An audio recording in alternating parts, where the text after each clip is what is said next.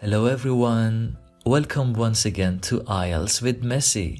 I hope you have had such a beautiful day. I am more than happy to be able to do another episode to share with you all. Here I am with another episode on Writing Task 1 academic module. So guess what? We've previously learned about line graphs, bar charts, as well as pie charts. And this time we're about to examine a different type of illustration known as a table. Well, the table you're given might contain words, numbers, or a combination of these, typically displayed in columns and rows. Here's an example of a table. Let's just go through it. The table below gives information about the aging population worldwide in 2000 and makes predictions for 2050. Summarize the information by selecting and reporting the main features and make comparisons where relevant. So this is what you are supposed to do initially. Just don't dive into the actual writing, alright? You are to peruse the task quite carefully because whatever you need to include in the introduction is just there in the rubric. So simply read it attentively, underline the keywords, and make sure to paraphrase them as you will lose mark for copying the exact words from the task. Now let's take a closer look at our table, shall we? Even though you're usually given a table with a different type of illustration, say a bar chart, this time we get to examine a single table. Please note that numbers are provided in percentage terms, reflecting the proportion of population who are aged 60 and over. Please make sure to indicate the numbers to one decimal place, even if you get to see a 0 following the decimal point. For example, you need to write 21.7% and 5.0%, and this is basically for the sake of accuracy. You can also see the name of different continents in each and every row, though the first row is related to the proportions around the world in total. I'd say it would be a very good idea to write about this row in a separate paragraph as a prelude to other detailed paragraphs. Additionally, you may have noticed that unlike other tasks we have analyzed so far, the information provided in this table refers to the year 2000 in the past and 2050 in the future. As this is merely a prediction, feel free to use future tenses accompanied by the appropriate form of some expressions of probability and uncertainty, such as to be predicted to be likely to, or to be expected to. Alright everyone, this is exactly what you are supposed to do in the first stage of your pre-writing. That is the analysis of the task. It should take no more than 1 minute of your time. Now we need to see how we can go about structuring our summary. But before that, please do remember to subscribe to this YouTube channel and turn on the notification so that you'll be the first to know the next time I release a new video. Okay everybody, here we go. This is the way you need to organize and sort out the information within your summary in 3 parts, namely an introduction, an overview, and 2 or 3 body paragraphs depending on the number of main features. Please bear in mind that you should try to include all the key points, include some relevant details or data to support the key points, compare relevant features of the information, include an overview. Organize your answer in a logical way. Use relevant vocabulary. Use your own words where possible rather than copying from the question. Write grammatically correct sentences. Use accurate spelling and punctuation. And write in a formal academic style, so not bullet points or note form. Okay then. Now we need to see how this actually works for writing up our table. In order to provide your readers with a well-structured introductory sentence, you need to paraphrase the information in the task. As such, using the keywords we have previously identified, we can now write a sentence or two for our introduction. We have already learned that a good introduction includes the name of the illustration, what it shows, and the period of time. Now right, here's an example. The table shows how the size and distribution of the world's aging population, that is, those aged 60 years old and above, in 2000 is likely to change over a 50-year period. So, as you can see, I started with the name of the illustration, in this case, the table. Then I paraphrased the verb phrase. Instead of gives information about, I wrote shows. Please make sure to take care of subject-verb agreements, paying attention to the number of illustrations provided in the task. I also paraphrased the aging population worldwide and used my own wording. I wrote the world's aging population. What is more, I used additional information from the table and its heading to provide a more elaborate introduction. In fact, it is of great importance to show in what terms the numbers are distributed among the categories. Lastly, I made a direct reference to the expressions of time, and I was very careful to show that it is predictions that are made. As such, I wrote, is likely to change, to highlight the very same point. So once again, do your best to introduce the summary using your own words as far as possible. Okay then, is it not terrific? I believe it is, because our introduction gives the name of the illustration, states what it shows, and provides the period of time. If you feel you need more practice on how to write a well-structured introductory sentence and different paraphrasing techniques, please make sure to watch the very first episode.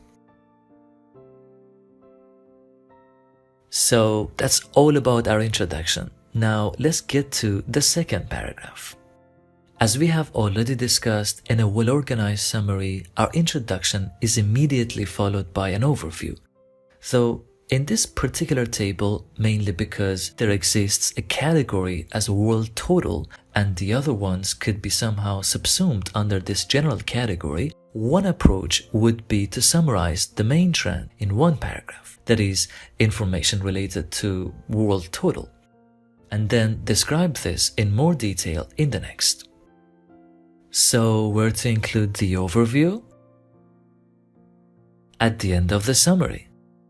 This 5-paragraph summary would be not only easy to follow, but also quite coherent because everything is presented and sequenced in a logical manner. So let's take another look at our table. While trying to discover the main trend, ask yourself, will the percentages related to the aging population worldwide increase or decrease? Will it be dramatic or slight?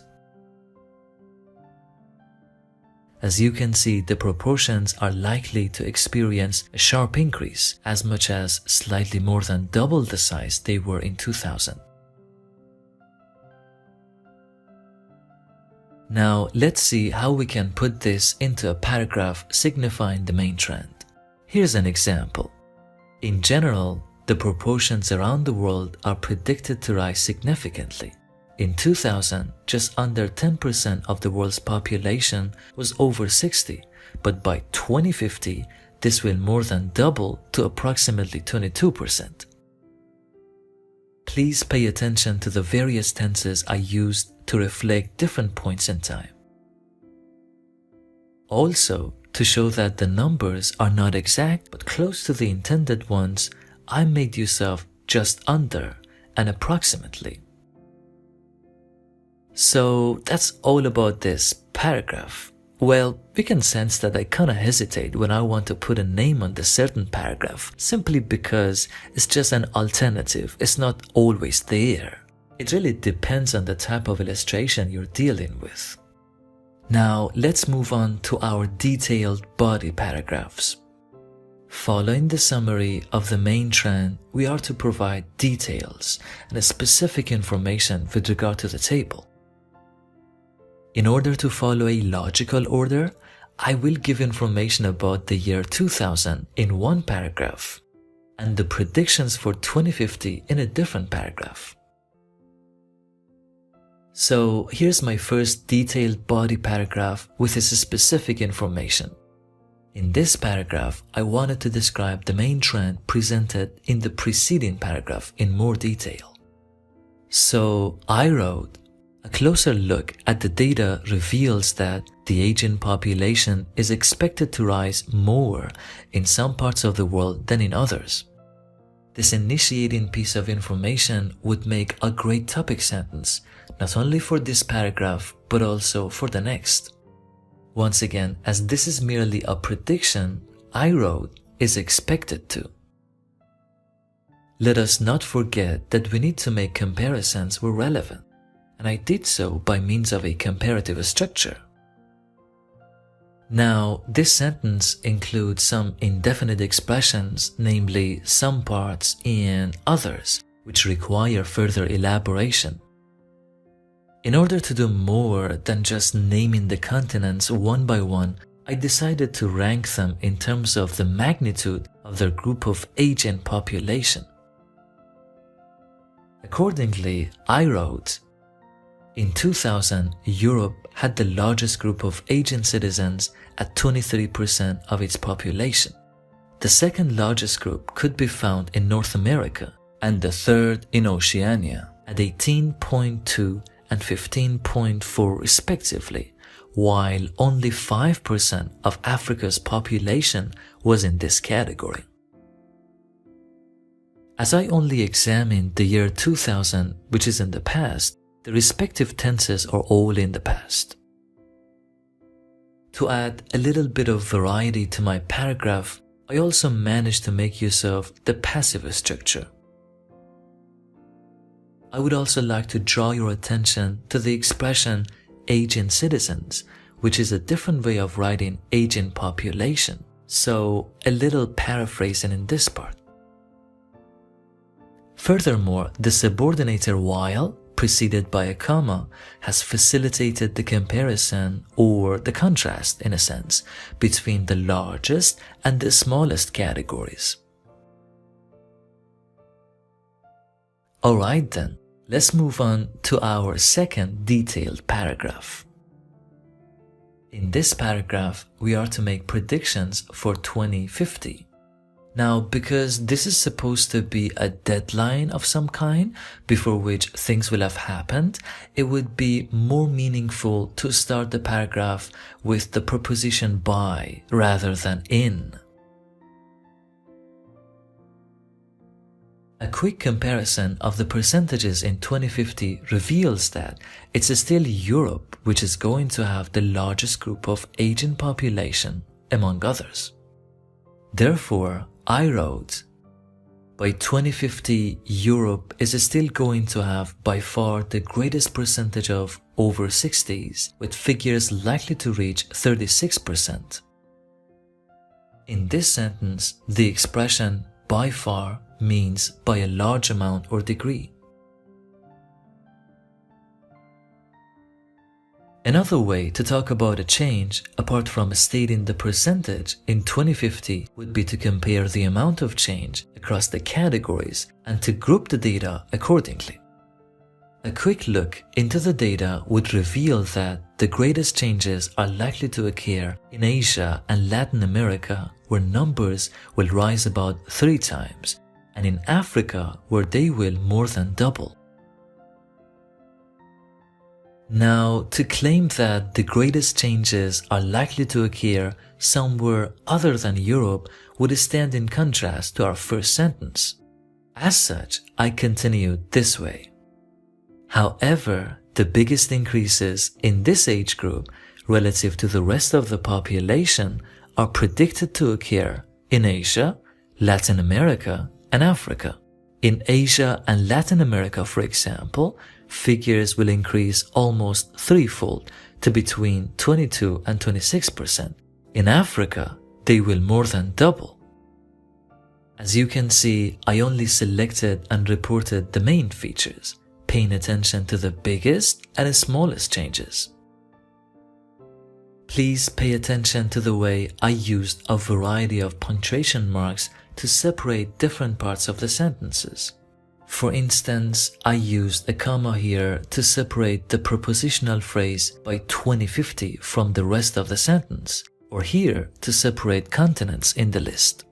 I also used a semicolon instead of a comma and a coordinator to link two related independent clauses. Alright then, now we need to provide our readers with an overview, giving an overall picture of the information. Please remember that in this particular example, I've decided to write the overview at the end, though I could have also placed it immediately after the introduction. Here's an example. Overall, although Europe will maintain its lead in terms of its proportion of elderly citizens, the rate of increase in other parts of the world by 2050 will be much more significant. So once again, this is a summary of the main pieces of information without any reference to specific details and numbers. Well, you might recall that the most important comparison made throughout the summary was the one related to Europe as opposed to others. With that in mind, I used the subordinator although to make such a comparison, and because we have previously stated all about the proportions around the world in a separate paragraph, we really don't have to do it again, though it really depends on your style. Okay, this is what your writing task 1 should look like in the end. Please make sure to allow a couple of minutes to check through the paragraphs looking for some potential mistakes regarding your spelling and punctuation marks. Also, bear in mind that your summary must be at least 150 words long. You may write more than this, but if you write less, you will lose some marks. And you all know that you should spend roughly 20 minutes on this task.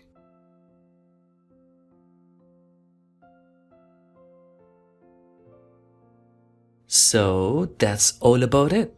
I appreciate your attention and support. Stay tuned for the upcoming episodes.